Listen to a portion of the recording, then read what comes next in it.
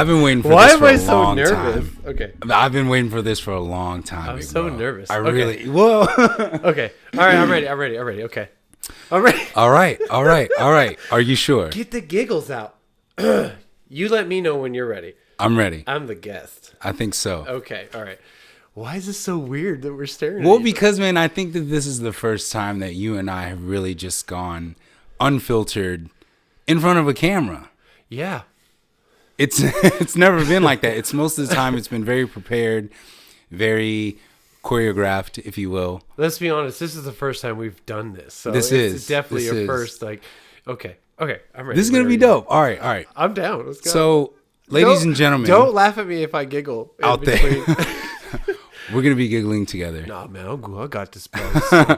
No, you can't be too. No. This is the philosophical fighters talk. So we got to get Okay. all of the in between. Gotta get the giggles out. Okay, go ahead. All right, I'm ready. right. I'm so ready. big bro. How ready are you? Not at 1 to all. 10. Not at all. No? I was like 2, A 2. 3, maybe. All right. All right. Okay. Okay. So how about I do this, ladies and gentlemen? This is Philosophical Fighters, the existential fight talk podcast. So is that the title? That is the title. Oh, that is just so good. made it up. Just made it up on the fly. That is us. We are philosophical fighters. I love it. Okay. You know, and I what was our wondering motto what the is. title was gonna be. We talk about everything from in the ring, on the screens, and in between. No, you made that one up. That's credit to Jimmy Snyder, please. Okay, because when he found out what I wanted to talk about in the fight world, he decided to say, like, yo, that's exactly what the podcast means to evoke, though. You know, it's like we're fighters here. But what do our lives really look like in the ring? Or what does it look like when we're doing choreography for movies? What does that really do for us? So that's what this podcast is about. Promo will be shot afterwards. Yes, because this is kind of by I the have no seat of our choice. pants. Yeah, he doesn't have a choice. That is it. That Yeah, is it. pretty much. Yeah. So, big bro, I'm going to Little let bro. everybody know. Yes. Yeah.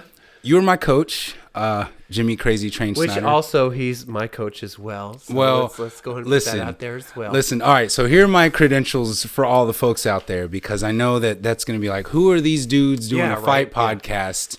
Do they have any fights? Absolutely. I'm a retired Muay Thai aficionado and official all-time Nak Muay. I will always study Muay Thai. My brother here is a esteemed champion I don't know of about the that. Taekwondo world. So Okay. I'll go Jimmy with it, though. Crazytrain Snyder. He said it, so it's true. Hey, man. He said it, so if it's you true. guys have seen this guy's medals and how many he has, he gave me some and still has a plethora of them. Okay, so I even have some of his medals. That's how much of a champion he is. Okay, How many did I give you? I think you gave me like 3 or 4 of your medals. You know what? I probably gave you the like really important one. They're stout. Okay. They're okay. stout. My daughter's looking at me like, man, this is like, those aren't mine. It's like those are gold. It's like, hey, listen, those they look gold, but they're not gold. The only thing I'm gold around is this microphone. that microphone is pretty gold, Yeah, bro. it's pretty gold. Because It is. it fits. Hey, Go ahead. I appreciate that. So, this is the inaugural episode of Philosophical Fighters, yes? Yes. Normally, we would gotta be sit up both. straight, like- yeah, you know. Well, Like- I mean, that's just me because I'm uptight and I'm super short and I can't touch the bottom of the floor, so I need to make sure that... And I have back problems, so I need to stand. I need to sit up like this. Very good, very good. So, Taekwondo, what is your expertise? How'd you get into it? What did you do? Like, where did you start? Dude, this is so off the cuff. This whole week I've been thinking about how am I going to answer these questions? He's going to ask this maybe. I'm going to He's start gonna throwing ask that, curveballs maybe. later. Okay, so expertise I wouldn't say as much as, but how I got into it. So, okay, to be honest with you, when I was young, I was really this has nothing to do with martial arts, but dude, technically maybe not. I was really into He-Man, right? So Really? yeah, dude, I was Okay. Dude, I was He-Man. The origin story. I had the blow-up muscles for like just to have them, not for Halloween, just because I wanted to be He-Man. That's awesome. And then Thundercats, Okay. bro. Thundercats, nunchucks. You know who I'm talking Yeah, about. yeah. So there was that, right? So I don't know. I was always geared towards that kind of action thing, right? So like, it wasn't until Ninja Turtles. Okay. And I'm not talking the movie. I'm talking. We have a very similar start point. Bro, I'm talking cartoon Ninja Turtles, and then the movie Ninja Turtles like cemented it, like Raphael and Leonardo, like those were my two. Okay. And later on in life, it was Donatello, because I was like, dude, he's underrated. Right. Like, nobody's looking at Donatello, and everyone looks at Donatello like, dude, he's like the geek. I was like, yeah, bro, but do you know how much skill it takes to whoop someone's ass with a bow staff? But anyway. Thank you, because just I have respect. Far unmentioned. And let's be honest, size, bro. Yeah. They're forks. Like how? Wow. Like, you know what I'm saying? Like they're forks. Anyway. So So that Ninja Turtles. So I would be in the apartment complex in Arizona. Back in the day, and I would be in that apartment complex, and I would be in the middle just throwing kicks. I don't know what the hell I'm doing. I'm just emulating what I saw on the screen, right? And then of course Street Fighter, Mortal Kombat, Blood Code. And shout out to Blood Code. Yeah. So all that kind of influenced me, and then Van Damme, all his movies, like he was like the one that really made me want to be in martial arts. Okay, all right. Kickboxer. So we do have a very bro, there it is right there. Okay, dude, well, no interview of me needs to be done. That's it. Hold on. Kick the tree. What? I haven't known. You remember your brother? Oh wow. That's all I gotta say. Bro. Yo, man. Okay. That's all I gotta being say. being a cinematographer as you are. I'll watch my language. No. I love all of it. Okay, well, okay. I mean, wait. Unfiltered, because we that's are right. fighters. That Okay, is this unfiltered, philosophy does not have a filter. No, it does not. At least I think he's the philosophical one. I'm just the one that lives day by day. Listen, No, okay. I've seen how you do a 540. I think maybe I don't know. A 540 spinning yeah. that you do. To me, I think you understand the philosophy. Yeah, I barely can do that kick. Hey, barely. I cannot at all. Yeah, you can. So, well, I mean, look, man, like being from Muay Thai, we're so linear. You can't tell me that you can't do it. I'm not one of those guys that can be like, I'll be like, I can't. Okay, for one, You'd have to give me a lot of time to prep for that. I'm not one of those guys that says, this guy could never do it. I always feel like you can do it. You just got to do it. Like, that's why you're my coach. Practice. That's why we've won belts together, bro. I mean, you got to be that with anybody. But anyway. Right? Okay. How about this? Since we've already chimed on it a little bit, Van Damme. Van Damme. Yeah. Okay, go ahead. You've got a top 5 in you of fighters that have influenced you, whether on screen or in the ring? Starting from number 5?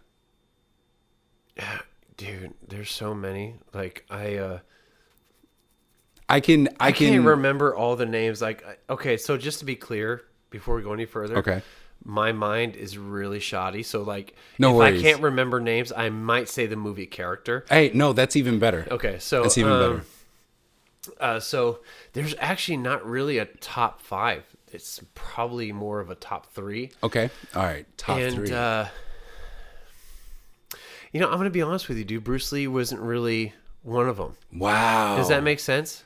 That does. Because I wasn't, okay, when I say that, it's only because I wasn't exposed to Bruce Lee at a young age. I feel you. It's like, I think that was a niche thing. Yeah, like, so if... Or you were old enough to kind of have that stuff. Dude, like, dude, when I got older and I knew more about Bruce Lee, I had a poster of him because I respected what he did. Oh, for sure. So, like, but if I had to pick 3, Van Damme would probably be number 1 because he was like the one I was exposed to. Lionheart, kickboxer, Cyborg.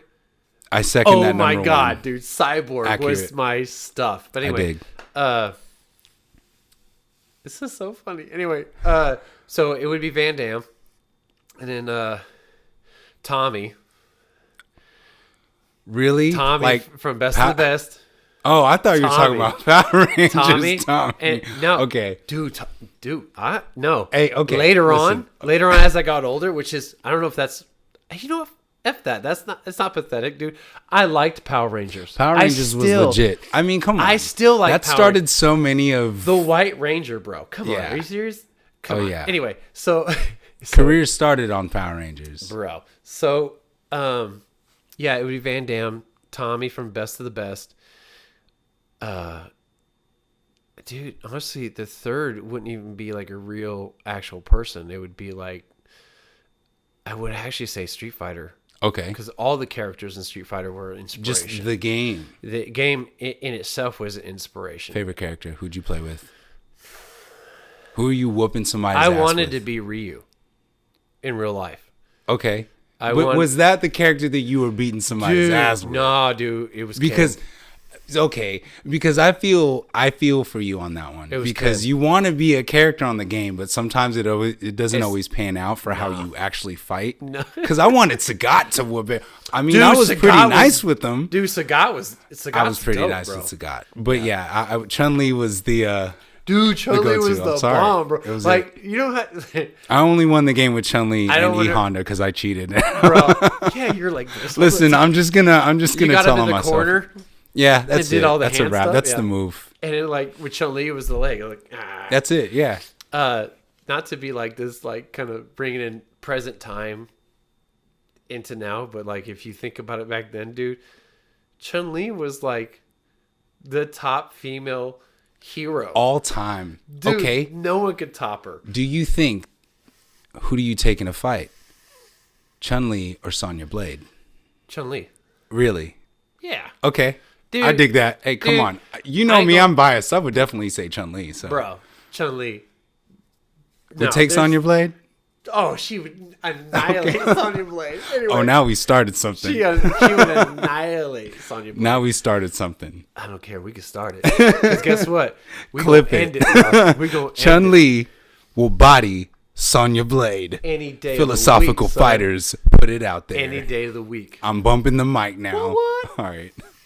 Very cool. Okay, so let me ask you this. Transitioning from your competitive career, how long did you compete? Oh, God. My competitive career really started in high school. Yeah. Like freshman year, because I played football. Like, I was into martial arts for a long time. When I was young, I tried to do martial arts like Taekwondo at a Williams Air Force Base. I tried to do it there, but I was that kid that, like, I didn't want to learn technique. I didn't want to learn forms. I see. You the Mugen of Taekwondo. Bro, my first session, my first class, I literally walked away from the forms and the katas and all that stuff, and I went to the bag and I just started punching and kicking. Really? I didn't want to do anything else. I just wanted to hit the bag. That's all I wanted to do. And so I got kicked out. I see. Okay, sorry. I didn't get kicked out. The instructor was like, hey, so he probably isn't really ready for this. Right. He just wants to hit the bag. Okay. So was it a requirement to learn kata and forms before you could? Like, was there a competitive aspect to the gym that you were at? Like, at the time, I couldn't tell you because I didn't focus on it. That was way back. Yeah. Yeah, it's like I was more, I just wanted to punch and kick people in the face. Right. So for me, there was competitive aspect. Right. But for them, I don't know, dude. It's really foggy and like. I see. No, I mean, that's a long many fights and a long many training sessions. I'm going to be 43 this year. It's a long time ago. And he can still do that 540 that I alluded to at the beginning of this podcast, by the way. Not that good. Anyway. So, were you small growing up? Were you like regular size, like normal average? I popped out like this. See, I imagine that would be the case, though. Like, you're just a full-grown man. Hi. I have a beard. No. Hi, Mom. For the first time. Dude, I'm going to be honest with you. I think I was average. I don't think it was anything. I don't know. It depends, because you know how kids nowadays, like how. Dude, some of these kids are just like 6'4", and I'm like, all right, you're in junior high. It's that generation, right? It is. So like my generation, I ain't gonna lie, dude. It feels like my generation was just average. Right. I feel you. That's okay. I feel like my generation. That's okay. Average. You know, you made the grades. I'm at 6 foot, and I'm like, I'm freaking tall. Yeah. And then like later on, kids coming up behind me, I'm like, hey, well, what look, are they fucking feeding you? coming from a 5'7" body frame. That's every day Listen, for you. all of you guys, all of you guys can kiss my ass with your 6 foot average. Yeah, but here's the thing though, is like you can have the 6 foot or the 6'2" That's or true. 6'4", but if you can't use it, That's true. I knew where you you're were getting going taken with that. down, bro. That's Like, true. you could stay on the inside and just eat them up with no problem. Be like, I got Shout you. out to Michael McDonald, I got you. the fighter, all. not the singer. Yeah. Well, and the singer. But I mean, yeah, why not?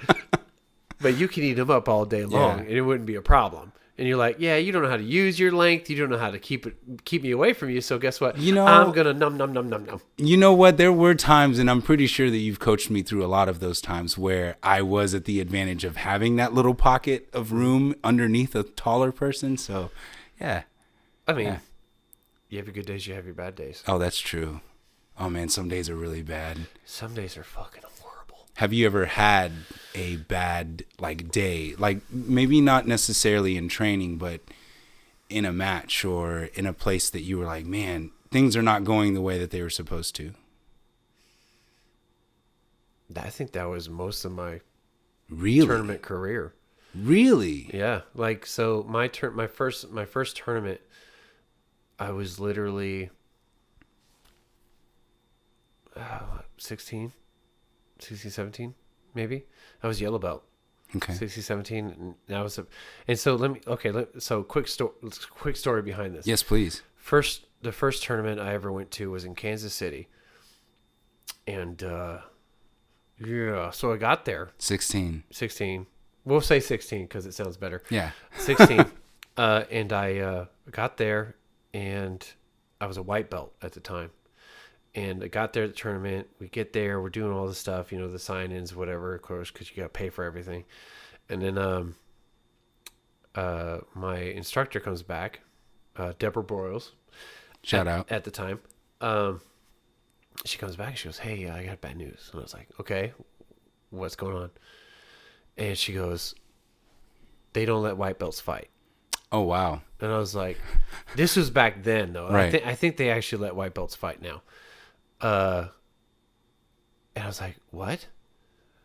I was upset because I drove my parents drove me all the way there. Right. And I was like, oh my God, I'm not going to be able to fight? What's going on? Oh, wow.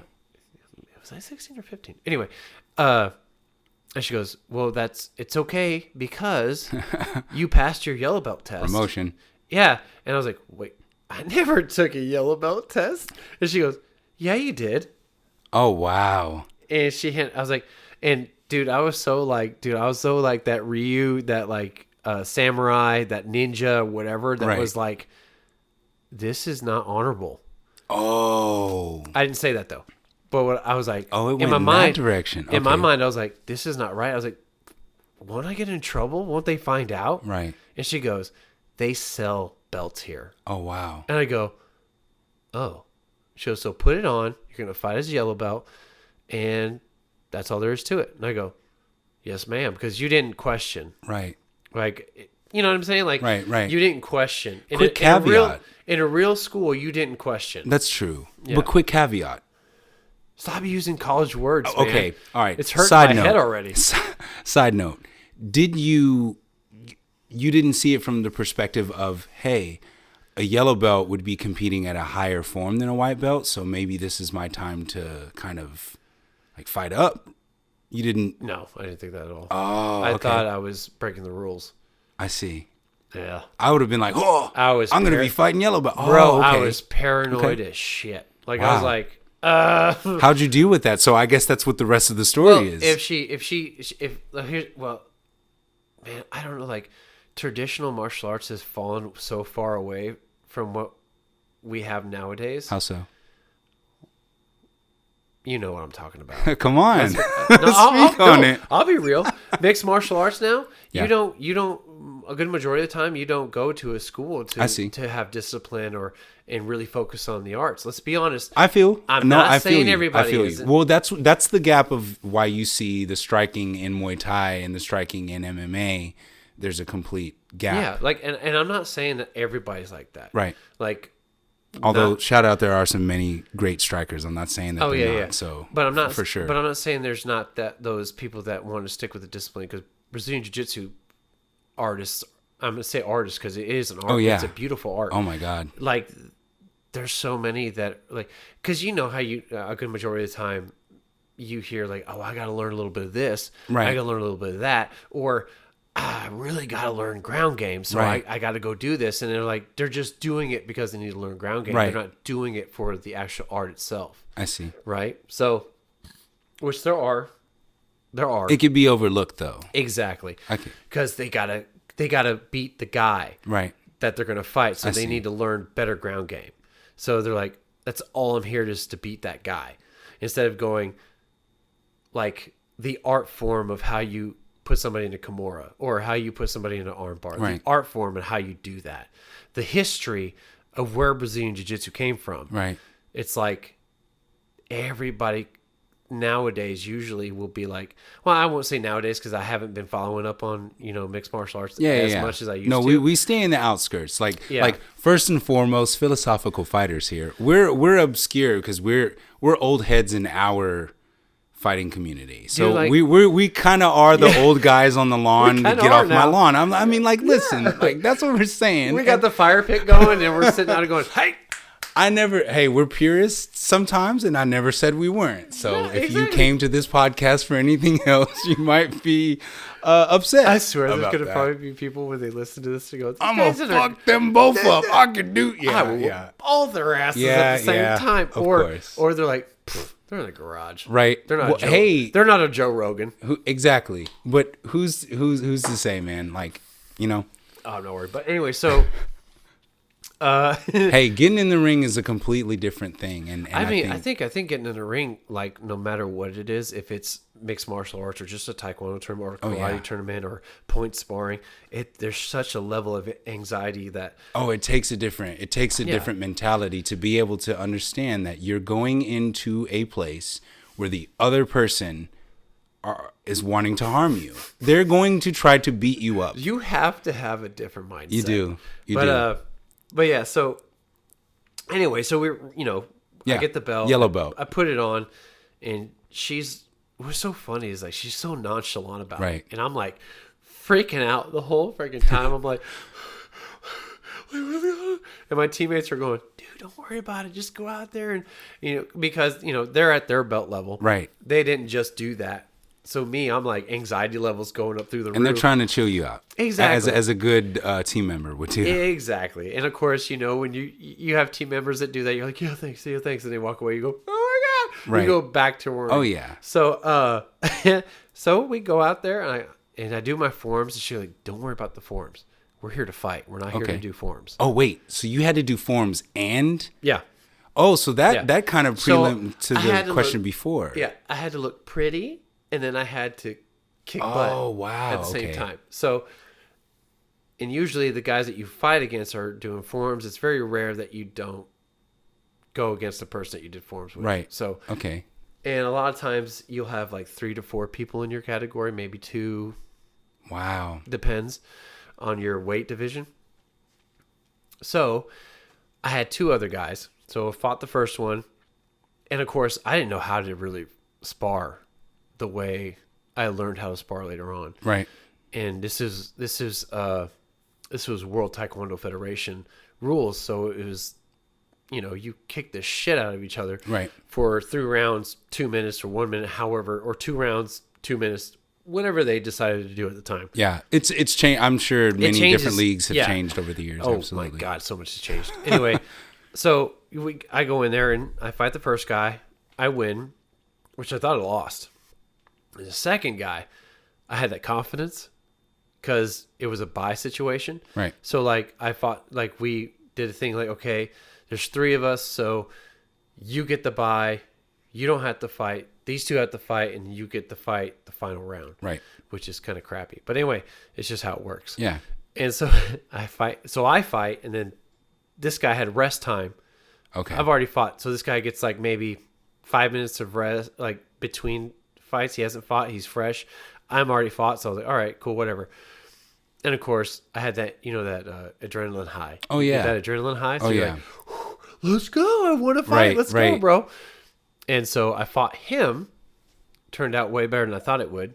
Several headshots because my instructor was like, listen, they're really just going to focus on if you're going to do headshots or not. Okay. And I was like, okay, so I just got to hit him in the head a lot.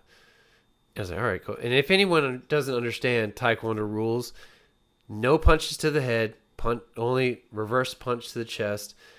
Kicks, all you can do is kick to the chest and the head. That's it. Oh, okay. You can't so no face punching. No face punching. Okay. So, but you could kick the shit out of it though. Okay. So, and the stances that you guys are in they maximize the ability for you to be able to kick. Oh yeah. Yeah. In places like that. I mean, if anyone has ever seen a proper Taekwondo match, you would see the bouncing happens in the case of kicks are going to be thrown at that time 80% of the time. Well, exactly. At that time, I didn't know how to do that. This is my very first time. Wait a minute. Hold on. This is the very first time Your form is so... No one... I mean, anyone who's watching this now has probably not seen his traditional form, especially on a mat. But it is so light and airy and so it pays homage to the traditional stance that would be. I don't think we need to talk anymore. That was good. But no, I'm only saying that because to even fathom that you would have not had rhythm to know how to do that, that's kind of an odd space for me to think of you. Dude, it looked odd. Like, I didn't have video of it, but you my parents would took pictures of it, and I just looked like a dipshit. Really? Oh my god! But those headshots, they look pretty though. Wow. Okay. But so won that, and from there on in, it was just tournament after tournament, dude. I was like, if there was a tournament, we signed up for it. Wow. Like, I wouldn't even have to say anything. My dad was like, yeah, we're going. I was like, hey, my instructor would be like, there's a tournament this weekend in Dallas or so you're turning around fights. What would you fight in a month? How many times would you fight in a month, would you say? Oh, man. In a month? Yeah, because it's like weekend tournaments though, right? Because and then you fight I would go to multiple Kansas. times? Yeah, I would go to Kansas, Oklahoma, and I would stay in Texas. So wow. Like a month? Maybe... I want to say 6. Wow. No. In a month? 6 tournaments? Because it was every weekend. So okay. Like in a month, that's like. Okay, so at the very minimum 4 fights if you fought once time, and sometimes you would have to. Because there would be tournaments during the week too. Right. So like you would have to take off school and go. Oh, so you were in a very competitive rare. mode. It would be real. like 6 sometimes. It would be 4 max.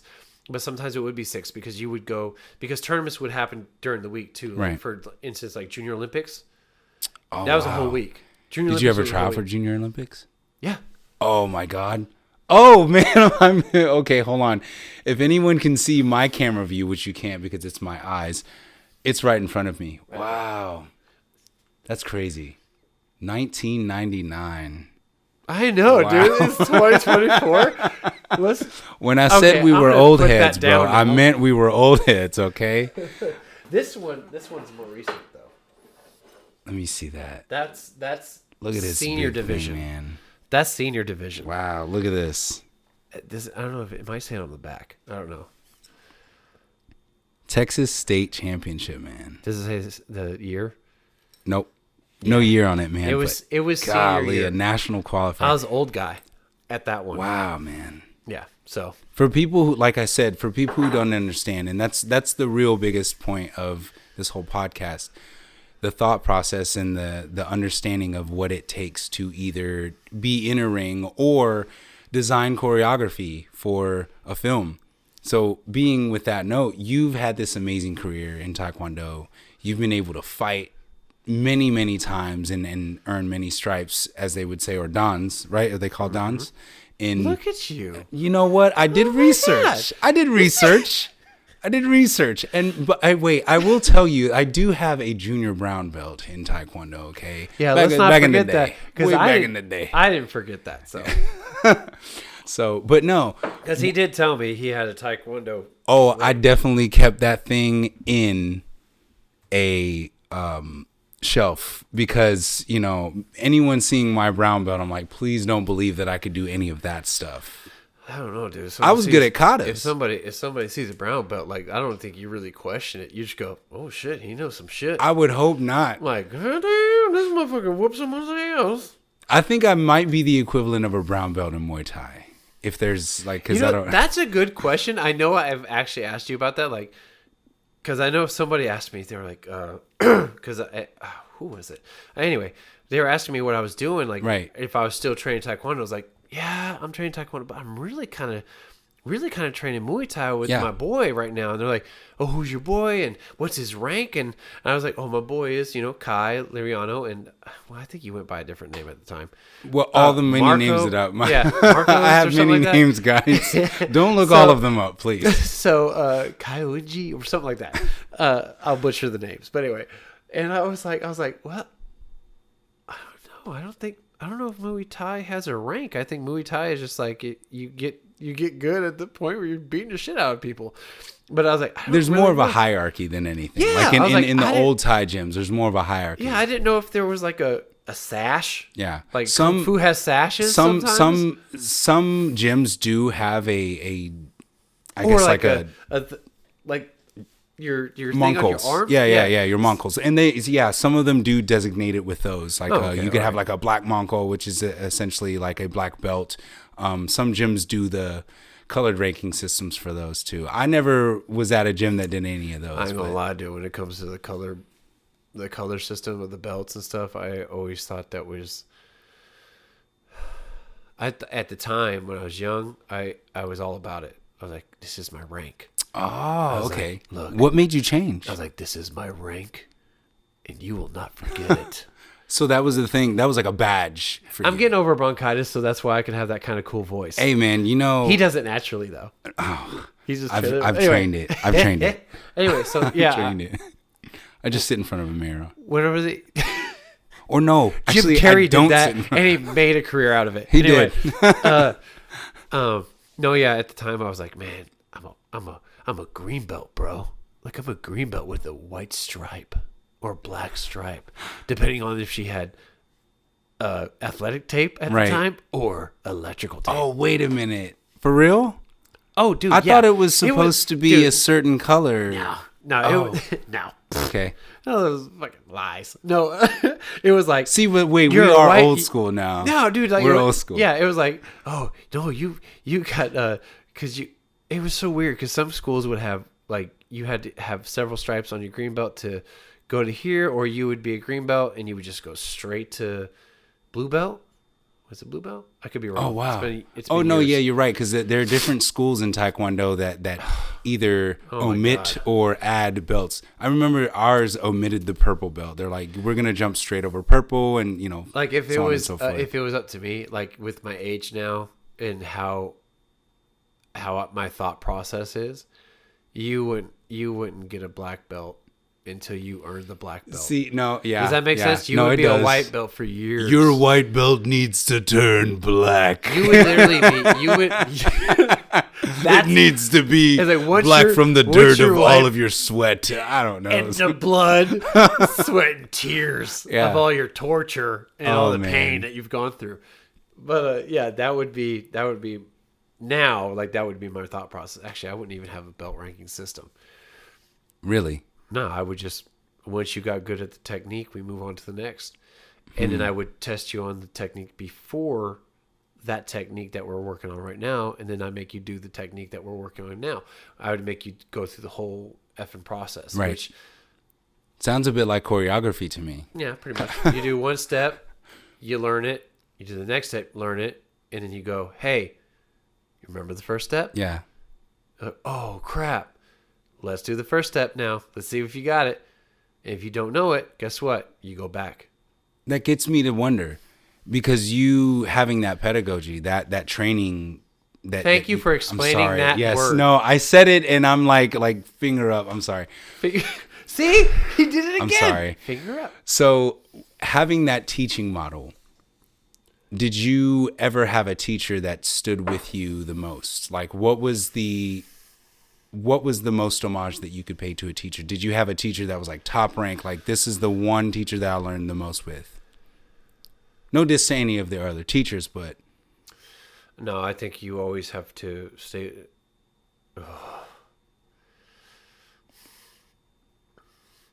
Dude, honestly, I think you always have to stay true to that one. Yeah. That one teacher that you started with. Yeah. If you started with that teacher and you were there for years, which was Deborah Broyles, was my teacher. She learned from Master Kim. Shout out to Master Kim. Who was Dragon Kim's relative. Yeah. Who was in Oklahoma at the time. And it's literally one of those, it's you have to have respect to your first teacher. Yeah. If you don't, it's dishonorable. Right. And that's how my thought process was, because I always watched those samurai movies, and ninja movies. No, for sure. There is a very good Bushido aspect of it. You honor your master. And she was my master. Even though she wasn't a master, she wasn't at that rank, but she was the one that taught me. Right. And whoever teaches you, you learn knowledge from, you get better from, is your master. What was her rank compared to? Oh crap, dude. Like, what was she third dan? Okay. Third dan, fourth dan. Like she was high enough. Dude, I'm old. I don't remember. I feel you. No. That's a long time. That's a long time. I know it. Do you remember Master Phillips? So there was way back when there was Deborah Broyles, Master Powell. Yeah, there was Deborah Broyles here. That was my teacher, and then there was a Master Phillips, and there was Master Kim here. And so I had her. She was like third, fourth degree maybe, and she taught me everything that I knew until it progressed to Olympic style fighting. I see. So then I had to look elsewhere because she couldn't teach me that stuff because she didn't know. She was old style. What was the difference?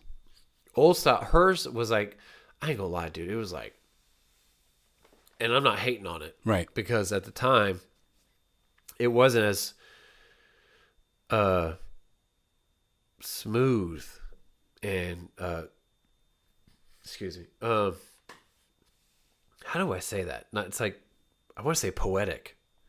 Because when you do Olympic style, there's a fluidity to it. Like kata or? Kinda, but no, like her style was kind of like you just went in and you kicked them.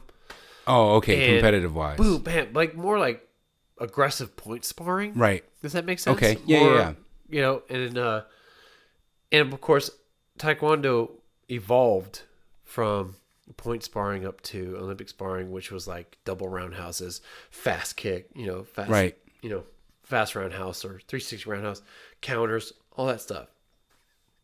Hers was more of like, if you got in the ring like a kumite or something, it was more like that. It was more, let's kick them. Okay. Hit them. Olympic style was more like, okay. Real fast, really like so fluid. the timing scheme, everything was different. Yeah, way different. Wow. So once we got to a certain level, I had to move on. But I still taught with her. Right. I went with her. So that respect will always go to her. Like, For no matter sure. what. Even if we had issues, which we did, towards a certain time. Right. Which is kind of, I'll take the blame for it. Which I'll just take the blame for it. Because if I was in her position, I would probably have done the same thing to me that she did to me. What was it? So, okay. Let's get into it, So once man. I got to black belt, yeah, the game was different. It wasn't you can just go in there and kick and the strategy was different, which I found out real fast because I got my ass handed to me several times when I was a black belt because I was a red belt. Same situation with the white belt, yellow belt thing happened when I was a red belt. Oh wow. Yeah. So she was like, "You need to be a black belt." Do you know how I got a black belt? Black athletic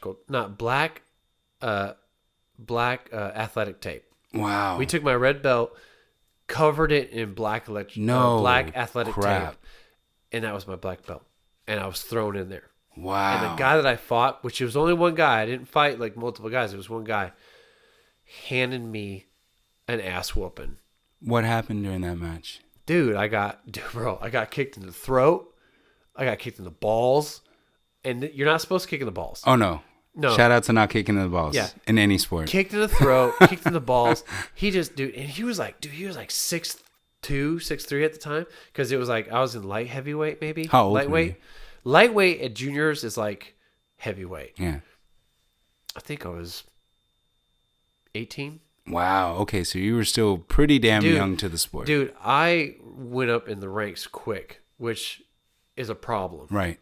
If that makes sense. Yeah. So it was a problem. Well, you get thrown to the wolves, man. Like you really do, in a sense. Well, like, and also it's a it big like learning curve.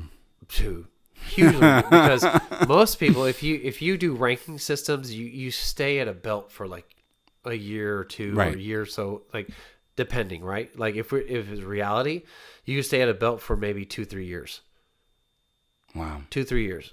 So right? Between that 16 that you had said, 15, 16 in that white and yellow belt, you had already gotten your black belt by 18. So you know why? roughly 2 years of you pay just for flying through it. Yeah. You pay for those belts. Well, you paid with your body, apparently, in and many money. of these matches. Oh, wow. I mean, really, though, you were Dude, being I put get against it. You gotta like... make money. I get it. But damn. Yeah. So I kind of learned the hard way. I was like, man, okay, what the F? What were you thinking during this time? Like, even though you were young, you were 16, 17, 18, you somewhere in your mind already knew the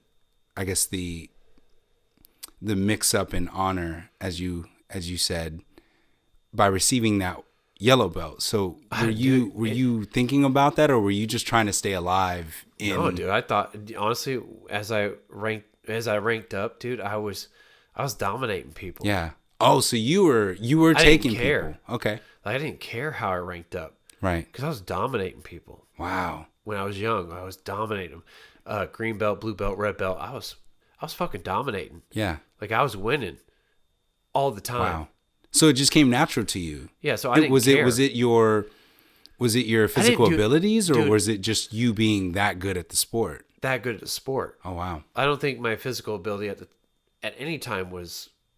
I mean, always your physical ability always For is, sure. Yeah, but Because I've seen pictures of you back then. so like there's that video of you with hair on YouTube. God. I'll find it. That's why I'm wearing. I will clip it in this video. I'm Oh, it's great. I'm bald. It's like seeing Krillin with hair on Dragon Ball Z. It's like, wow, that happened. Oh my God, he had hair. Him and his black belt, man, bro. You look like look like if Jean-Claude Van Damme and Chuck Norris did the. What is it called? The super fusion? Yeah. And created Jimmy Snyder. Just it was, dude. I didn't really care, man. I was winning, and it wasn't like because I wasn't buff or big or anything at the time, but it was like the skill level. Like I was good. Maybe like you know how you have natural athletic ability. Yeah. Maybe that because I never thought I had natural athletic ability, Right. So maybe that was some of it, but like I just had shitty opponents, Right. which could be a thing too. But the probability that you would have all of those shitty opponents at those ranks, like either all of you guys are playing we're all going to give these kids ranks that they really shouldn't have at this moment, or you were just that good. Yeah, I mean, I don't know. No. So yeah, I mean, I had to just, I don't know, dude. I think, do you know like that? You just don't really care as long as you're winning. Yeah. Like that's how it was. Like I see. I went to class every time I went to class, which was like 2. Okay, so you would go to class 2 days a week, right? Which clearly, if you're a competitor, you need to train more than just 2 days a week. For sure. You had to train 5 to 6 days a week, depending on what you're training on, right? Counters, attacks, combinations, or ring awareness, all that stuff, right? So, dude, I was training like 6 days a week. Okay. Maybe 7, depending if we saw a movie or something, you know what I'm saying? Right. As a family. Right. That would be the day off. So, like, we retrofitted the gym like this right here. Yeah. Like you can't really see it, but like Oh yeah, there's a mat out here. There's a giant tie bag in the background. This is a gym. This is a gym area. So like at our house on Centennial, we got all the like those colorful foam mats. Yep. You know what I'm talking about? The ones, the puzzle pieces. Yeah, exactly. And they were all colorful. They weren't gray. They were all like yellow, green, red, purple, whatever. And I had my bag. Dude, my dad and I were training all the time. Once I got done with homework, or we got done with dinner, homework, I was in the gym working combinations, counters, all that stuff. So you were training hard, and this ability was something that you had cultivated. Yeah. How did you feel about your first real big loss? Do you remember? Like I cried, dude. What was that like? Cried, bro. Like I felt my real big first loss was actually my black belt loss. Yeah. Which was the whole black athletic tape. Yeah. Thing, because I think, you know what, dude. To be honest with you, I think I deserved that loss. Why? When I was young, I deserved it. I think what made me upset more is I was an imposter. Does that make sense? Yeah. Like, I shouldn't have been in that ring with that guy. I should have been in a ring with a red belt, my level, my status. Like, I should have been with that guy, because then I would have won. In my mind, I would have won against that guy instead of you putting me to another guy who is way more experienced. Because let me be straight. Mm-hmm. At the time, there was no Dan ranking. If you were a black belt, you're a black belt.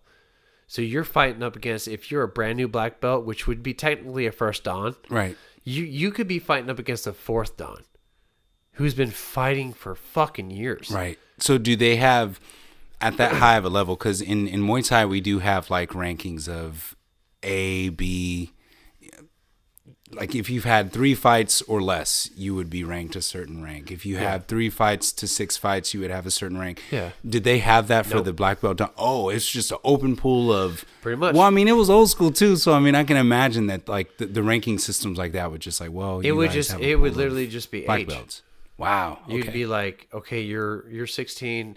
All these guys are 16, but dude, this kid could say, let's just say, because dude, there's some young fucking black belts. Right. Anyway, let's just say this kid is 16, right?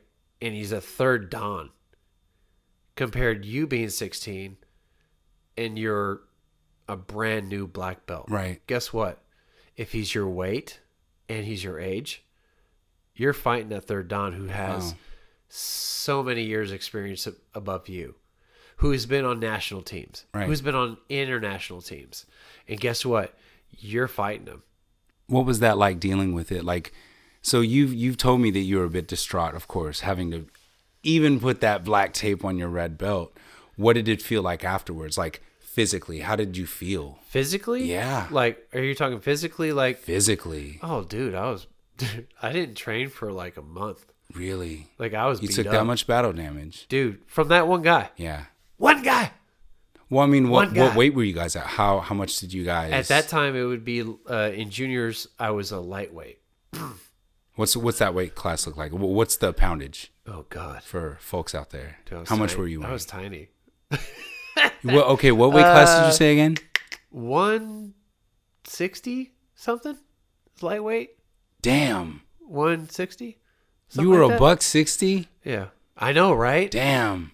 I'm 240 now. And you're like, what? Jimmy was 160? Yeah, man, I was. Oh my God. Wow. He wasn't big all the time. Wow. No. Hey, but again, I'm not that big now. This is, dude, be honest. You're like 240. Weight wise, yeah. Yeah. That's why I wear baggy stuff. No, man, no. But okay, so come on. He looks like a bear, guys. Like a literal bear. Like I have a dad bod. Oh, hey, do you have a dad pod? Well, okay. In a dad pod. This is a dad pod, by the way. We're both dads. Technically, yeah. Dad pod. No, with a good dad recovery, bod. by the way. Yeah, you know, I mean, good the recovery. Podcast game, I've done some research. Okay. You can still pull a 540. They're going to be like, these guys I'm going to keep making note. Well, you know, we are amateurs, damn it. That's right. But we're damn good. So, how did you transition an amazing career like that to choreography? What kind of puts you onto the mode of using your artistic movement? Because I mean, it is art, martial arts, of course, but what transitioned you into wanting to use that martial art and also make that in unity with like creating videos? Oh, dude, man. I'm trying to think. Cuz it wasn't really like a linear cuz it wasn't like I don't do like I didn't really think about it as in film wise. Like Right. it wasn't I just wanted to fight on tape. Does that make sense? Like I just wanted to record I see. goofy fight scenes. So my future brother-in-law at the time was not my brother-in-law. We had this like RCA camera, Okay. right? And I was like, dude, we should just like film these fight scenes in the living room or out in the park or whatever. And there was no cuts. It was all like one-shotters. Right. And Wow. they were horrible. We did fight scenes on the trampoline. We did all this stuff. It was like, dude, I didn't really do film stuff until later on in life. Like, it was like, dude, I might have been like 20 something. Wow. Until Jermaine and I had this little Canon crappy camera, home movie camera. And we were like, we filmed something at the gym at one point. It was like a Taekwondo film. It was like us doing Taekwondo. It's horrible. It's out on YouTube somewhere. I'll find it. Oh, I'll send you the link, bro. Oh, yes. Like, I'll find it. Oh, yeah. Like, I'm not ashamed of it. Like, Well, see, I am and you not shouldn't ashamed be. of all the old stuff. Now, will you send me the one where you have hair? Yeah. Oh, yeah. I got to yeah. see that one. Guys, The first it one, is pure, like, you are channeling Jean-Claude Van Damme. bro, the when I have hair, which is a very high receding hairline, like, if I was in it, I'm not actually in the film. Like, you just see a photo of me at the end of the credits of the director, and I'm like doing this like stupid, like, you know, like back in the day when we thought we were cool, we're like, yeah. And you see my like receding hairline, it's horrible. Anyway, Oh, man. I'll send you that link. That bro. needs to just be like your profile picture for anything that you do from now on. Oh God, no. I would not. Just like the torture old anybody with columnist who uses his 1985 photo of his, like, this is me, like, I'm the writer of this, but like it's And they're 45 years and they're like this. into the future. that. With the turtleneck. It's fantastic. That needs to be it. There was no really like linear thing to it. It was, like I said, it wasn't until then. And of course, you know, I think movies and stuff always influence you as the years go by, and you always want to be that dude. I always wanted to. Okay, so like I always wanted to be that ninja Yeah. that you would see like in movies all the time, like that ninja, the good guy, not bad guy, Of because course. most times ninjas were assassins, Right. Whatever. But or that samurai, or like, dude, I really, like I said earlier, I really wanted to be Ryu. Okay. I wanted to. My career, no. You know how they say like, "Hey, what do you want to be when you grow up?" And people would be like, you know, I'm gonna go really like obvious, like kids. I want to be a cop, or I want Right. to be an astronaut. I want to be whatever. Do you know what my answer would have been? I want to travel the world and learn martial arts wow. from every country that I could, and fight and learn. I wanted to be Ryu. Oh, I wow. So wanted to you be really the- wanted to do the like Yeah. cultural Yeah, dude, martial artist. I really wanted to be like the ginger version of Ryu. Wow. Because let's be honest, Ken's not ginger. No. He's technically He's more of a strawberry blonde, right? nah, dude. He's like brown hair with freaking highlights. Let's be honest. He has highlights. No, Wait a minute. You gave my dude highlights? bro. Let's be honest. Oh, There's man. not that many real. Frosted tips. If he was really blonde, his eyebrows would be blonde. Hey, man. Wait, you know, I've thought about that. Okay. Right? well- Right? Is Dude, that always he the dyes case, that. though? Because Ken was a movie I can see. star. No, I can. one Yeah, you're time. right. I Yeah. can see. Ken No, is he like wasn't a movie star. He was Johnny like, Cage's like little brother. dude, yes, or cousin. Cousin. Yeah. Anyway, we just familyed up like 3 different movies. dude, like, get on it. get on the train. This guys. is great. This is great. No, I really wanted to be like, no joke. I was thinking about this. Like, I really thought about it because I knew we were doing this. And I was like, what did I want to be? Because and when I thought back, when I was a kid, there was no, I want to be a cop or I want to be a firefighter or astronaut or a Walmart employee. Right. I wanted to be, no joke, dude. I wanted to be a ninja, samurai, or Ryu. Okay.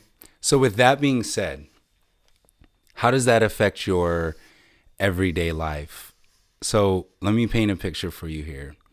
You're in Walmart, and I know you've done this because here we go. Most 100% of fighters have done this. Oh, they yeah. always think about the hypothetical because we're in Walmart, we're everyday people. But I kind of feel like you have to think of hypothetical situations, of course, no matter what nowadays. Does that affect you? Does you being a martial artist affect your everyday outlook on where you're at in your environment? Used to. Not anymore. Why? No. I think now when you get older, you're not there yet. But I feel it coming on though. you're not there I do. yet. Oh, you will. Dude, because back in the day, dude, I'm not going to lie. Like, I'll be real. Like, real.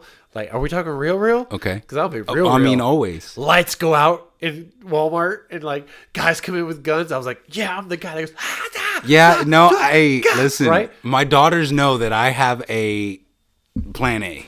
They do. They're like, Yeah. oh. You have to. I have. Because you have daughters, you have strategy, family, yeah, you're like, how exit am I going to plan. get him out? Or For sure. how do I take this guy out? Right. Whatever. Like, back in the day, yeah, I used to think all that stuff. But nowadays, if I'm at Walmart, I ain't going to lie to you, bro. If something went down, I'm looking for the exit. Right. But I think that's where you have come around into the full scheme of now you're a real martial artist. Because I'm pretty sure those old Zen heads who were like the real deal Shaolin monks are like, oh no, we want to avoid all that shit. We don't want none of it. You know damn well I do not want to engage. I can't save all these people. Nah. And that's a bullet. Like, Yeah. I can't, like, I don't care how Zen you Like, are. I'm not John Wick. Bro. I'm not John Wick, okay? I thought I was at one point. John Wick wouldn't even want to take that No, bullet. like, listen. If he didn't have that suit, he wouldn't want to take that bullet, That's bro. a good point. Yeah. That's a good point. But no, nowadays, I'm like, dude, you know what? Like, even in reality, like, even if I'm by myself, because it's different when you have family members with you. Oh, for sure. For sure. You always want to get them out. You don't want them in harm's absolutely. way. So you don't, if someone's talking shit or someone confronts you, you don't want to. No, absolutely. Honestly, not. truthfully, you don't want to contribute to that confrontation. For sure. Because you have family with you and you're like, first of all, I don't want my kids to see me do this. Right. I don't want my wife to see me do this. So you're like, you de-escalate the situation exactly really quickly. Even though you don't want to, but you do. Can I tell you about a time that I did on accident? Are you and serious? It plagues my every existence. You guys do know that there will be an interview with him, and I'll be the interviewee. That'll be way later on. Interviewer. We were at United. Oh, family. Dude, United's a great place. It is, but I love United. Which United? We were at the one on Jacksboro Highway, the one by our house, smaller one. Oh, okay. Yeah. I thought you were doing Market Street. No, man, that's too busy for me. You know me and my hermit. It's so good though. The it deli is. there? Oh, it's fantastic. Anyway, go ahead. We were there. We were about to check out. Some guy cuts in front of my wife. Oh, and gives her like a look. And so I'm kind of with the kids at the moment, and I kind of see it out of the corner of my eye. And then I see it, and I'm like, well, you know what? This guy is just, fuck this guy, right? Okay, yeah, I blew it off. But in my mind, and I tell my wife this all the time, the next guy, because I know it's going to happen, the next guy who, I guess... Oh, yeah, it's going to happen again. He's going to get the reigning wrath of... Anyway. But I ask you that because I think about it all the time now. Like, should there have been a time that I decided to confront, or even just to let someone know, like, hey, I do have a level of expertise that you don't want to fuck with my wife with because you will be the benefactor of this ass whooping. Yeah. Right. So knowing the martial arts that you know, does that ever come across your mind? Like, no, that's not, no, you're not done with the story. Well, That's okay. not the end of the story. Okay, so don't you try oh man, to I reverse really this. tried to exit on that. Yeah, no, you got to finish the story. Okay. The As ending if I'm of the not paying attention. Oh man. The ending of the story goes, this guy walks out and my wife looks at me really perturbed. Not that like I should have done my anything, God, you but gotta she stop was using these so college words. upset. She was mad. My wife would know at what this you're guy. saying. Yeah. Oh my God. So she was mad. And not mad at me for not doing anything, but mad at the guy. Like, did you see what the guy was like? Well, yeah, like, fuck that guy. But in my mind, I'm like, I asked her, I was like, should I have done something? And she's like, well, no, not really. But the well, no, not really in my mind was kind of a, damn, I always wonder, should I have at least used, would that been a proper time for me to kind of put my martial arts on my name tag and say, hey, guy, don't do that. Yeah. Or else Yeah. I'm going to bring you outside. I think, you know what, to be honest with you, I think your mindset at the time was like, the only way this is going to escalate is if I was to do something and then it's going to escalate. But if there's no harm involved, there's nothing happened. Now, if the guy laid hands on your wife, that's completely, or if purposely like bumped into her or something. See, and that's where it kind story. of got into that realm where he like cut her off. Yeah. Man. Like, did you not see her there, bro? Yeah. Like, how, it has me thinking. But that also is not even a martial art thing. That's more of a man respecting a woman. That's true. To where they wouldn't do something like that. That's true. And then you being the man which is not toxic, by the way. Right. Is being respectful to your wife and honoring her by saying, hey, did you not see her standing there? Did you not see my wife? I think that's what it goes down to. It boils down to, yeah. I feel like I missed a chance to take that honor from my wife, I don't think, no, well, okay. I was like, dang, all of those stuff that I use, and I couldn't even tell that guy to go fuck himself. Nah. Dude, that's a husband mindset. Like, that's something you're never going to get away from. That's always going to happen. For sure. I've done that before. Yeah. Like, I've seen guys look at my wife, and dude, there's no... That's a big eyeball, man. That's like a... Like, yeah, you look at them, and they see you, and you look, and you go... I saw you seeing me see you. Yeah. Yeah. Like one of those tongue twisters, bro. I saw me seeing you see you. That was a tongue twister. And you go, okay, I could be one of those male chauvinist. That one. I got you. God, I can't talk most of the time.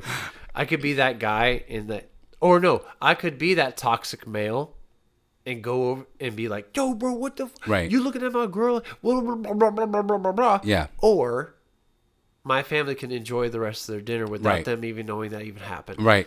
And then I could be like, I love you. Let's go, guys. Blah, blah, blah, right. And that's kind of how I tried to spin it too. So right. So, and then, but when you're walking out, you're like this, yeah, guys, let's go. Oh, you guys want to go to Walmart? Or you guys want to go to the DVD store? Okay, whatever. Yeah. And it'd go off. At least the look. Yeah, like, I know. I know what you did. I'll see you later. He does it so much better. I'll see you later, bro. No. Because it's a small town. I'll see you again. Town. But no, yeah. I don't know if I ever saw him again. I don't know. I bet you have. I don't know if I'd recognize him. I probably haven't. I bet you have. Maybe. Oh my God, dude. We don't even have to talk about fights. We could just talk about stories. Maybe. Anyway, I mean, we could. Let me ask you this from this point right now. Are you able to reverse back to what you asked me a second ago? What do you mean? I don't know. Because I'm lost. Oh, no. I got you. Where we are our ending point. Yeah. It was me asking you if your martial arts affected your everyday outlook. Oh, you're so good. Oh, man, I try. Oh, my God. I try. There you go. I've done research. That was good. Thank you. It's the same as you. It will always affect your life. But do you still size people up? Oh, every day. Okay, dude. I go to is that something a fighter does? I go to the gym. Oh yeah, and I think everybody's bigger than me, and I'm not big. Like honestly, I'm not. No, listen. audible groan here. Let me explain something to you. Let me explain something to you. Hold on. I go to the gym, and I know these guys aren't bigger than me, but I feel like they are. It's because you have a martial artist humility. That is a weird, like, I don't know, like, this dude, like, I can tell my tricep is bigger than this dude, right? Right. And I'm like, but for some reason, I look at him and I go, dude, he's big as fuck today. Well, hey, okay. That brings me to a great point then. You being a martial artist, kind of flipping the same question of you sizing people up or if it affects your everyday life, does it give you a better perspective of who people might be? So for biggest example, Old Western movies. Yeah. You knew everybody was carrying a pistol. You didn't know how good they were with that pistol, but you knew that they were carrying one. It was the Old West, so it's like, okay, you really don't want to get battered with this person. You don't know what can happen unless you knew you were the dude. Old samurai movies. Everybody was walking around with a sword. You didn't know how good their skills were. So do you, being a martial artist that has this level of ability, do you now kind of carry yourself with a bit of humility, knowing that, hey, I may have the biggest skill in this place and I may not, but my martial arts teaches me not to kind of find out. Yeah. Yeah? I agree. Yeah. Yeah, no. I just answered the question. I'm sorry. You See, that was it. Yeah. No, that was a novice move. I pulled a Dan Levitard is what I did. Is I went through asking the question and then gave you the answer. You just, there was no reason for me to say anything. No. My bad. No, I mean, I think no, I don't, dude, when you're young and you're like that testosterone is in your body. Fair. Like, when you're 40 or you hit your late 30s. Yeah, fair. Because I'm 35 and I'm like, I do not want to get hit. I don't want any. I've been hit before. I don't want it to happen again. No more. Absolutely. Like, the only hit that I will be okay with is if my wife hits me. Right. Which she does not, by the way. Sometimes. She doesn't. In a good way. If she does, Paddling. I deserve it. Mommy. Anyway. Baby. But no, it's like, it's one of those things when you're young and testosterone, you're like, yeah, let's go, bro. Like, I'll test anything. Yeah. I'll test whatever. But when you get older, you're like, those bones hurt. Bro, they hurt. Dude, you wake up in the morning. You still have pains you wake up in the morning with, right? Hey, man, look, you think I cut you off, but I didn't see you there. Right. So can we just talk? Can we listen? Can we dude, hey, look, bro. I agree. Seriously? Go ahead. No, go ahead. No, if you think I cut you off. No. Go ahead, man. That's me now. Yeah. Like, I'm like, no, go ahead. No, go ahead. No. It's cool. Do you feel like that's the harmony that comes about that when you do learn martial arts? It's like it's kind of like the circular thing where you start at one place and you end up, yeah. Well, I think that's one thing that we miss now in a lot of martial arts nowadays, because it's always like, I just got to learn a little bit of this, a little bit of that, like we talked about earlier. Right. And you could promote it now. Now it's just like a big thing. Oh, yeah. Like, I think we do lose a lot of the discipline. But I think discipline comes with age. I think discipline comes with maturity. I think discipline, you have to be taught discipline. Right. First of all, you got to be taught it. Because when you're young, you're stupid. Right. Let's be real.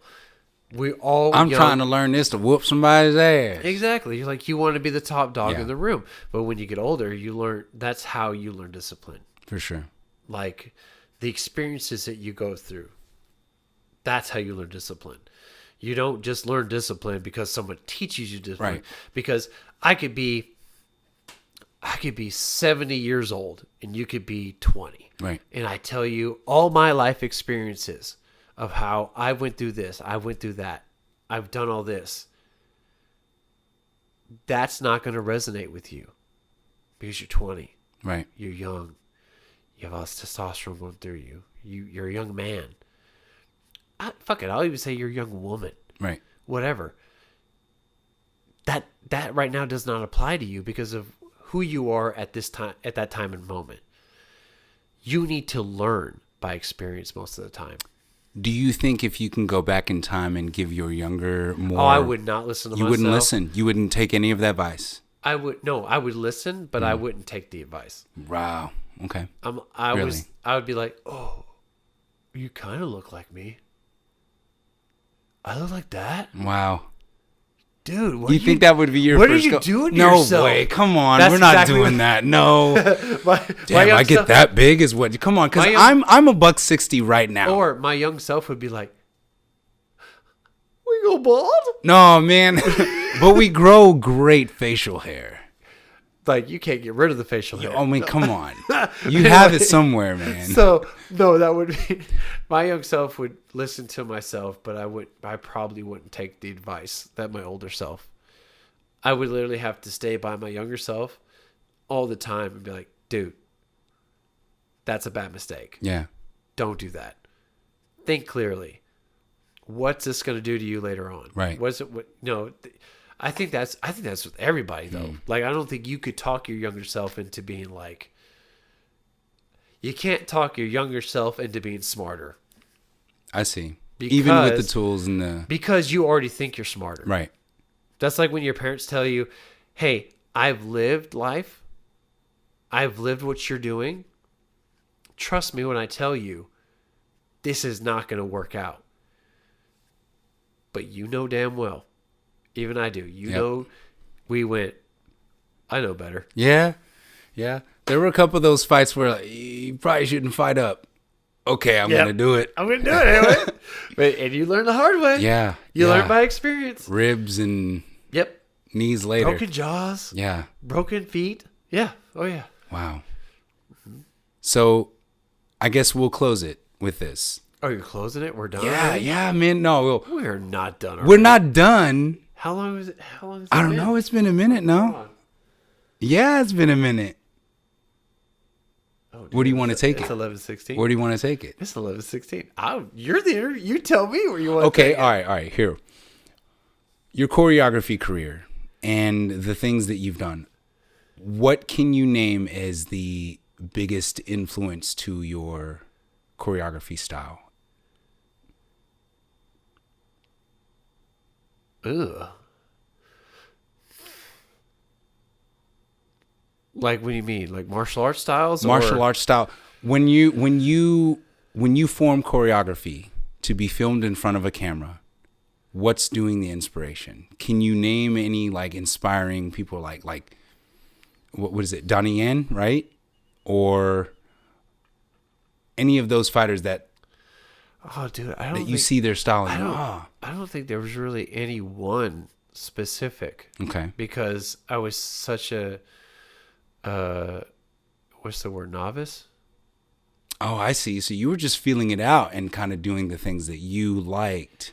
Dude, there was a lot from of everywhere. Dude, there was a lot of learning curves. Like it was a lot of like learning by failure and watching movies and be like, oh, they cut at this point. They cut at this point.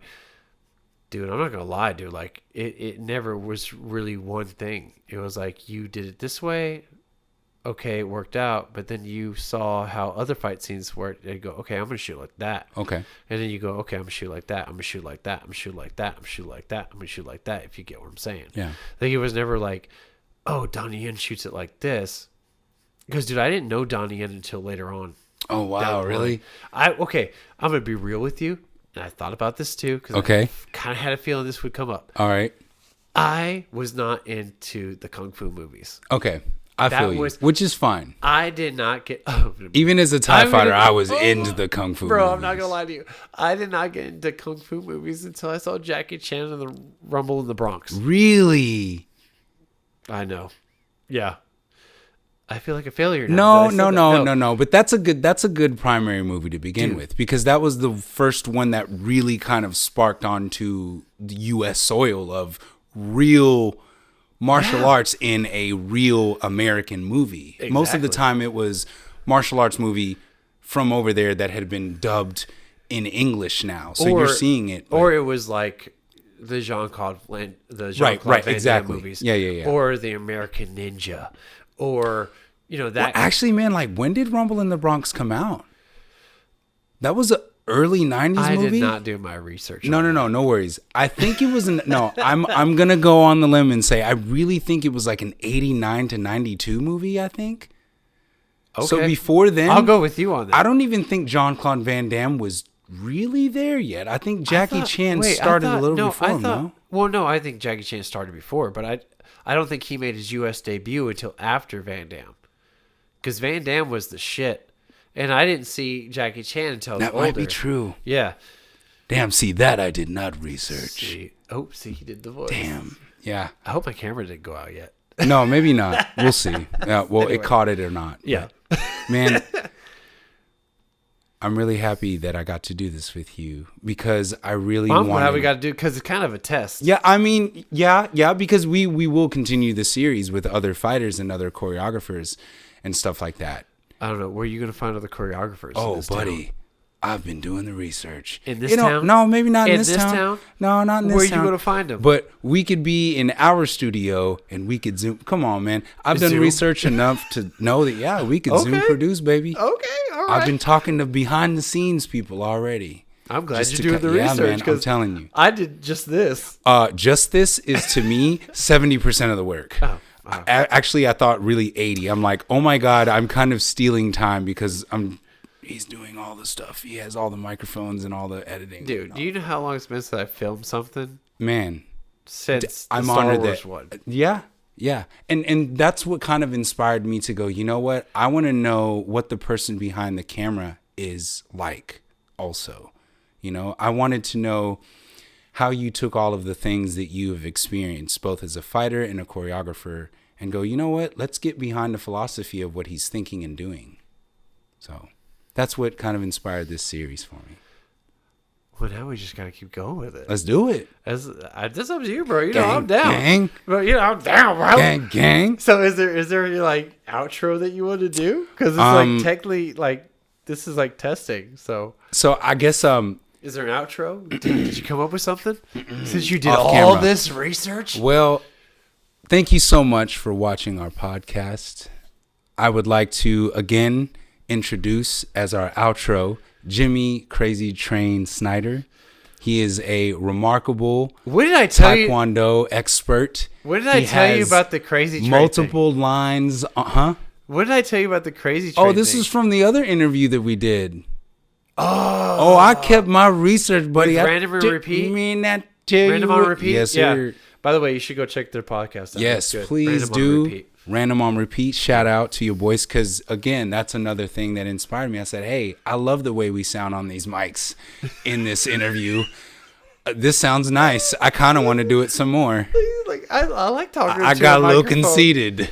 Yes, and we're talking to my coach about badass fight experiences that we had. Yes. Yeah, we're around the cooler. I'm not the only coach, by the way. I was only coach for a little while. Man, you coached me through the toughest parts of me trying to find myself. Dude, Later interview. Do you remember that time whenever like we were training in your garage and I was like, dude. And you knocked me out?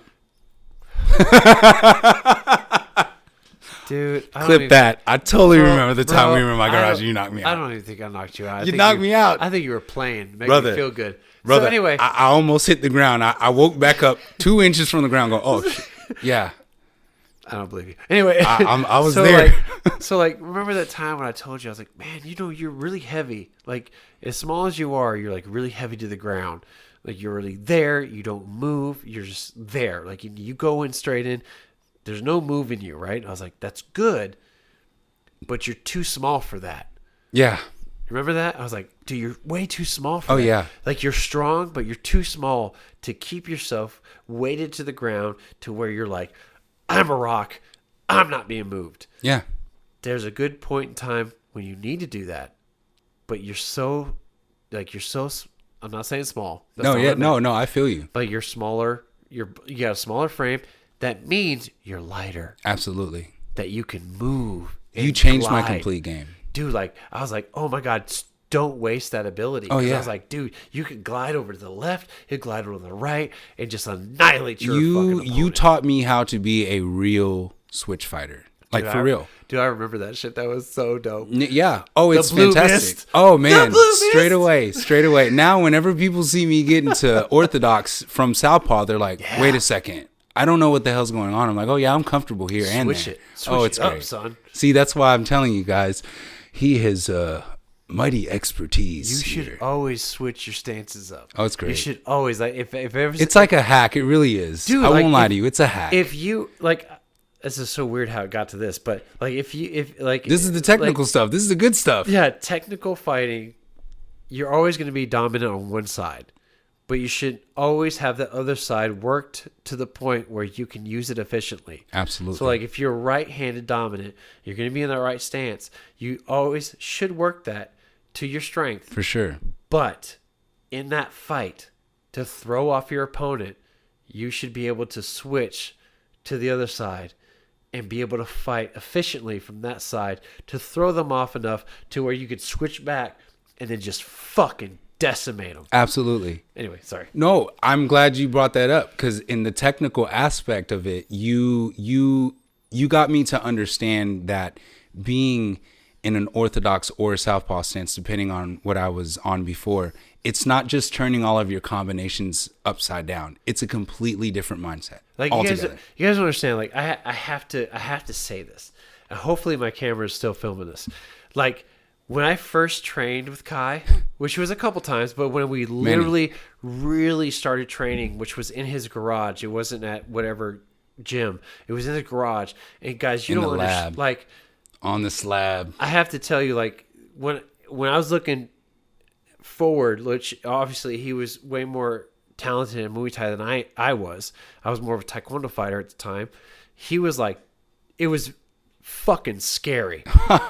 I was standing in front of this dude who had his fists up here and would like come in like this. Oh my God. I can't go any further because of the mic. But like he would just come straight in. And like it was so fucking scary. Like, oh my God, this guy's like gonna plant himself and he's just gonna fucking waylay on me in that spot.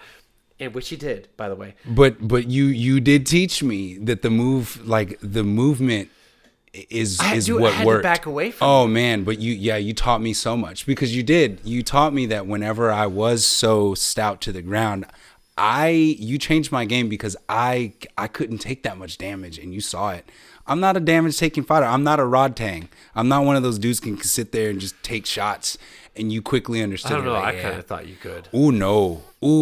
I don't like taking. I gave you some shots, bro. Hey, shout out to Alexis Chavaria, because he also taught me that too. Like I wasn't ready to sit there and take the liver shots, and you don't want to. No. Why would you want to take those shots? No, man. Well, because some dudes are built like that. Some styles are, and I get it. I don't even think that's not me. I don't care the styles. You don't want to take those shots. No, for sure. That's just gonna be hard on you later on. Like, hey, man. Think about it. Like, I want to be a great fighter. But, you're right. Dude, come on, bro. Like, you're right. Yeah. I didn't want any of that smoke though. So you definitely shifted my mindset. I just want to tell you how terrifying it was to see you coming at me in the garage like that. I was like, oh my God. Maybe I shouldn't be doing this right now. I felt like a pussy. Like I felt like but then you switched it up and knocked me out. So that was my only defense against you. The story has been told. All I had was, and it's not a big garage. It wasn't, because your switch step was very quick and very small. I had to be like yeah. And that's exactly how it sounded. And he was like, I'll go wherever you go. I was like, shout out to Ramba Somdet for teaching me that. You know, he was like a freaking honey badger. Like, honey badger don't care. Man, honey badger don't give a fuck. You know, I owe a lot of that to you, because a lot of the times I was scared to get into actual battles either. You know, so how does that make sense? You were scared to get in actual battles when you were like hardcore coming in like this? Well, no, because like that's the front though. It's like, okay, I've been taught to move forward. Yeah. But man, there's a difference between being taught to move forward and understanding how to take the pressure when you do move forward. So that's a thing that you taught me very easily to kind of, okay, you don't always have to take the pressure shots that come back at you once you're giving pressure shots. I got you. Yeah, you can learn how to change stance and get out of it and even turn the corner. Oh my God. Turning the corner is my favorite thing. Switching to that switch over southpaw step and throwing that left. Bro, oh my God. When I saw you do that for the first time in the garage again, like we were doing pads or whatever, and you did it for the first time, I felt like a proud father Oh man. Or a proud older brother. I was like, oh my god, he listened to me. I felt like a proud younger brother. I remember the first time I did it, like in like sparring. I moved over. I windshield wipered their lead left hand, switch stance, threw that left kick straight down the pipe, neck. Yeah. And it was like, wow, like Jimmy taught me that. Like, that's it. That's exactly what's supposed to be done. And from then on, it was like, oh, I could press that button anytime. So one of the favorite things that Kai taught me, it might be stupid to most people. I taught you? Yeah. So there's this kick, right? He would not kick, but like this, I don't know how you would, like, so when you clinch up or whatever, you'd put your knee up in here. You know what I'm talking about, right? Yeah, the seatbelt. Like that one. I hated that. Oh man, so bad. That's Sammy the Bull from Houston. Like you would grab it and you would be like, and I was like, what are you doing? Oh yeah, and then you'd cock that back leg way back and just leave you sat in there like like a crowbar, like a bar. Dude, this sucks. Oh, and it really works against tall guys. Oh man, really works. It's the only and that's the thing. I needed to, going through tournaments that I was and being with those boys down in Houston as well. I was like, hey guys, I'm going to get clinched up and I'm small. I don't like this. Please teach me something. So I just want to let you know that skill that you did on me and that you taught me how to do, I did it. Oh, no, stop. Are you kidding? I did it in this fight.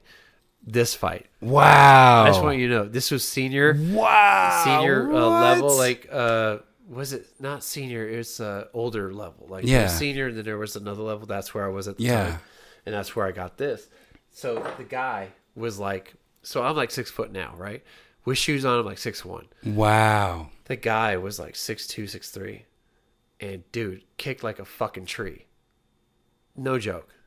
And it wasn't even the guy I was supposed to be fighting because I had to go up. Yeah. Some weight division. I had to go up because the guy I was supposed to fight didn't register in time, didn't show up in time. Oh, wow. Which kind of throws me in my head anyway now. Like, maybe he would have beat my ass and I would be second. But anyway, we're not going to go with that. Didn't happen.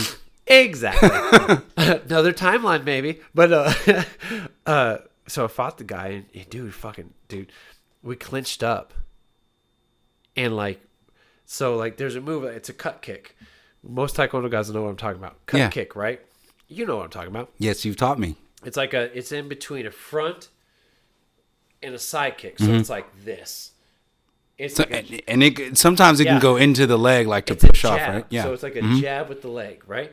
So it would be a jab, and then I would do that, and he came in on me, and I went from jab to when he clinched up on me, which is a big dude. He had some weight on him. I went from there to that, and I stayed in, and I held on. Like, you're not supposed to hold on, but like there's a way you can do it. Right. Anyway, there's a clinch. There's a clinch in Taekwondo. Yeah. There's some sneaky ways. Anyway, I stayed there and kept him off me so he wouldn't be able to kick me, and kept him there. Oh wow. And I was like, I did that. And I was the small man. I was like, oh.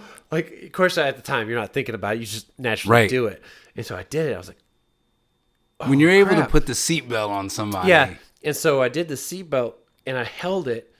And then right when he pushed off, I was able to, from there, use my weight and rotate it to, I roundhoused him and bow, point on the board. Oh, wow. What? So anyway, I thought I thought you should know that. Yo, let me see that. I never told you that. So I think to me, that's a perfect endpoint right there. It came full circle. So I taught you something. You taught me a lot. No, wait. I'm honored. I really am. I really am honored. Dude, you taught me how to, what was it? Several elbow strikes that you've taught me. The inner thigh strikes. Because don't get me wrong, MMA, you watched all the time. Yeah. You learned some stuff. But I learned from you those thigh strikes from the inner with the front leg. Yeah. A lot of that. Learned from you. Oh man, so, no! Don't think I didn't learn something from you. Man, I'm honored that you would say that. I really am. Yeah. Damn, as if man, I look didn't at learn that. something from That's crazy. Did the seatbelt, man? Do you want to hold on 1 second? I feel like you deserve this. Hold on. This is impromptu, guys. I don't know what's happening. 1 second. How about filming? Cut out. All right. The seatbelt. We get the full. There we go. Man. Oh, I'm hitting mics. I'm so unprofessional right now. I'm hitting the microphone with the chair. It's all good. Anyway. Okay. Well, big bro, thank you for doing this. I really appreciate it. Dude, I was totally down when you brought it up to me. Well, Like, I mean, yeah. I could tell, man. This place looks amazing. This is a real Hopefully, the video got everything. And I think so. It edits the right way. Next time, it won't be me in the chair. It'll be somebody else, so I can stay behind the camera. Oh man, I don't know. This is gonna be my co-host from now on as well. I'll be behind the camera. Oh man, a producer. I'll just yell stuff like full shit. You got to be on some of the episodes, Maybe. especially whenever we interview choreographers, because you're gonna have much more. I don't know. I think you should still be the one. You got to feed me them questions then. I don't know how to say that. Listen, I'll do some if you want. It's fine. All Whatever. right, that's a bet. I mean, most of the time I could be behind the camera. All right, if that's where you want to be, I just think that I really do. I think this, to me, this show is an inspiration of your teaching your craft. And can I just be actually not real quick because we've been doing this for a while. The dude's a freaking short film movie star already. Oh my gosh! Only by him. Look, so right where this I'm has pointing become right now, a big giant circle jerk. Right. It's an enjoyable one. It's an enjoyable one. When is a circle jerk not enjoyable though? Now I I ruined it. You kind of did. No, okay. Right here, I'm going to show us some video footage of him being a movie star in a Star Wars short film. That would be really cool to edit in, actually. Yes, I'm all for that. That was already planned. Oh, man. See, now I'm talking and you guys don't even hear me because right now it's being played now. What do they do in YouTube videos? I think that's a good note right there, man. You think that was it? That was good? That was good. Right on. Yeah, that's a good end note. Are you sure? Yeah. So I could just hit if it's still recording? I think it is. Okay. Check on it.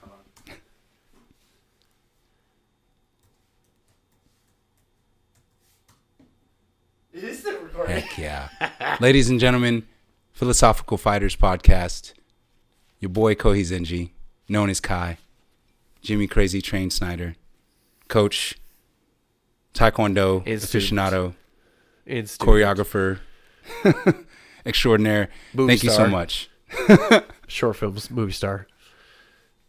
Appreciate it. How do you end this shit? Just like that. Peace. Peace. Holla.